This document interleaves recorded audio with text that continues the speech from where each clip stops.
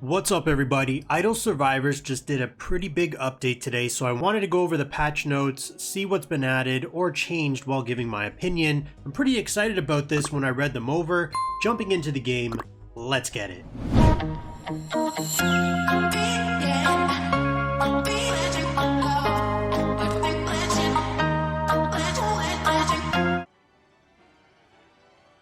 Before we dive into the patch notes, I just wanted to say the server merge compensation was great. Let me just wait till this video ends. That was actually pretty neat. This is the new Void Kraken event, but I'll get into that later. But yeah, what I wanted to talk about, let me just collect all this. If we go into my mail and then we go into important mail, what I wanted to talk about was the server merge compensation seen right here. 2,000 diamonds, 500 AI chips for your vehicle, 2,000 gene potions. Anytime I see gene potions, I'm a happy giraffe, and 50 regular summons. And then there was also some maintenance compensation. I got double the rewards, so I'm not exactly sure if that was intended, but 600 diamonds, I got 1,200 for 2 of them. I can't complain with that. I love diamonds. So right now we're off to a good start. So bringing up the patch notes, I just wanted to read this off their Discord. Under the new content, we have the Mecha Warehouse system. After evolving Iron Mecha, which was the last evolution until now, Mech Warehouse is unlocked. Commanders can earn mech coins by completing mecha quests and exchange them for better mechas in the Mech Warehouse. Oh my goodness, that was a lot of mecha. So going back to the game right here, you'll see I already have a new looking one if I go into my vehicle. This is one of the new mecha skins. If we go over here to the Mecha Warehouse and then we go over to mecha, and let me just change that back to the original. So this is what yours probably looks like right now. This is the Iron Mecha. I did purchase this one with mecha coins because when I logged in, I had a lot of these quests already completed. These are just achievements you do throughout the game. Right now, these are the ones that I have to work towards, but I was able to purchase this one. This is one of 2 skins. You have the General Cannon, and then if we go over here, you have the Sky Voyager. Each costs 40 mecha coins, as you can see down here. So depending how far into the game or how much you spent is going to determine how much you got when you logged into the game. Now there's 2 things I want to point out.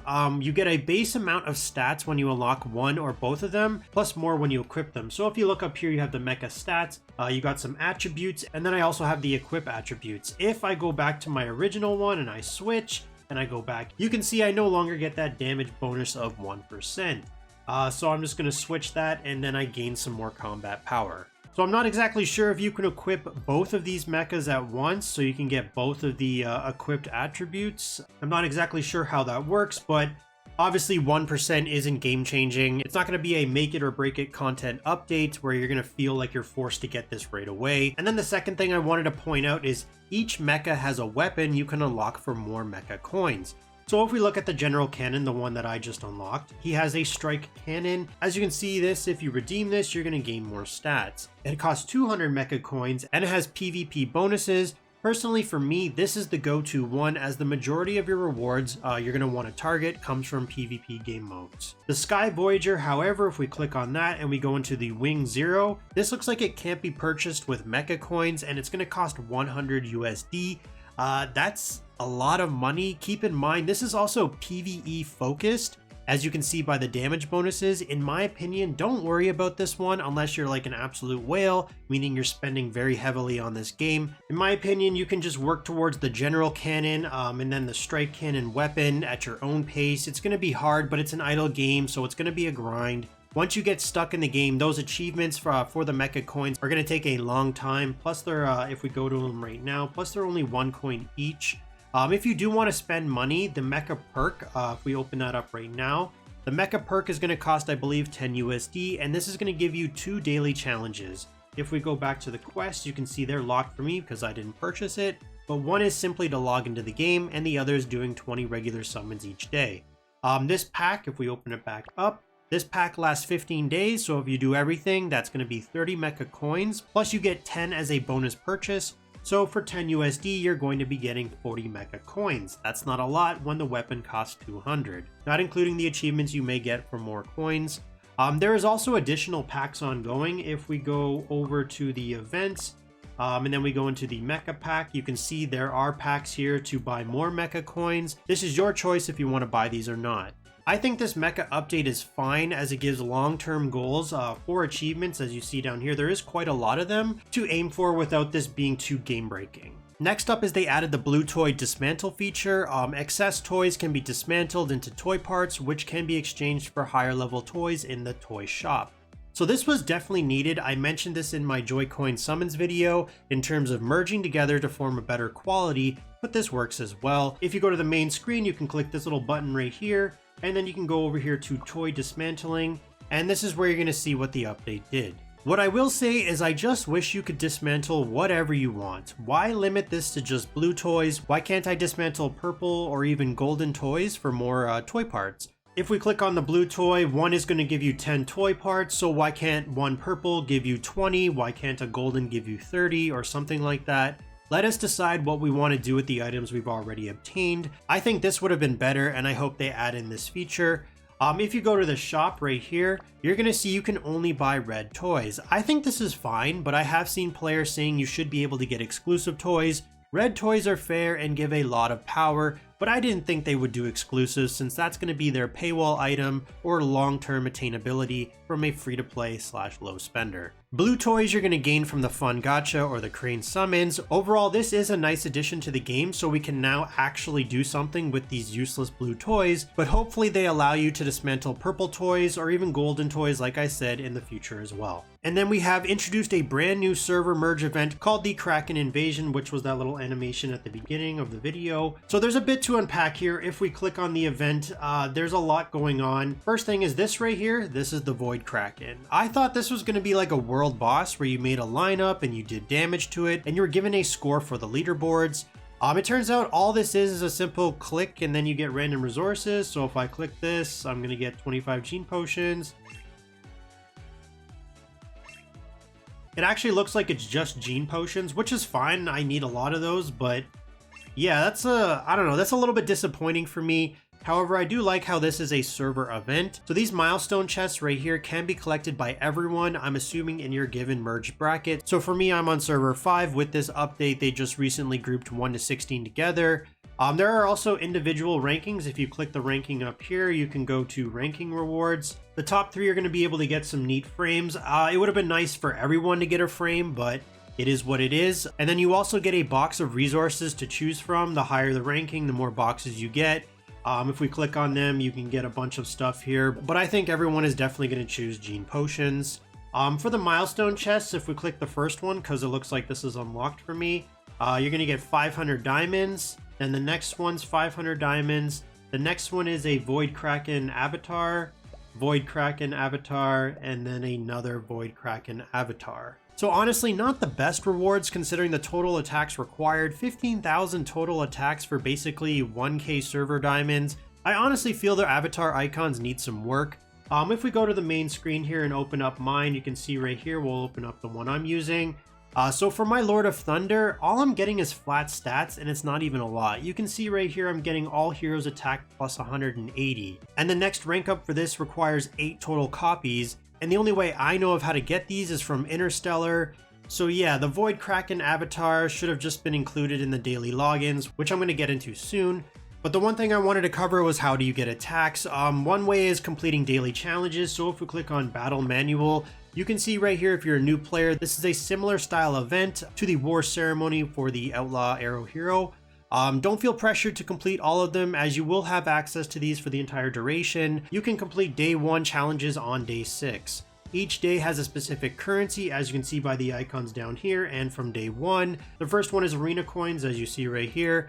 The second day is going to be guild coins. The third day is going to be star coins. The fourth day is going to be honor coins. The fifth day is going to be expedition coins, and then it looks like we have regular and faction summons. This is not bad, this is pretty good. All of these shops have solid things to choose from, especially the honor coins. If I open up that shop up quickly, just so you can see, where is it? Honor coins are used from the cross server arena. You can see right here, you're going to be able to save up for a random SSS hero. If we go back to the event, one second, each day you're also going to be getting dimensional bombs, and these are your attacks to hit the Void Kraken. What's really good that honestly saves this Kraken Invasion event is that in the top right, you're going to see SSS hero shards. you will be getting enough of these to combine into 50 for a random SSS hero by the end of this event. Looks like you're going to get 1 shard per quest done, so if you can't complete 1 or 2, you should still be able to get 50, as there's 8 quests a day, so 7 days, 56 quests.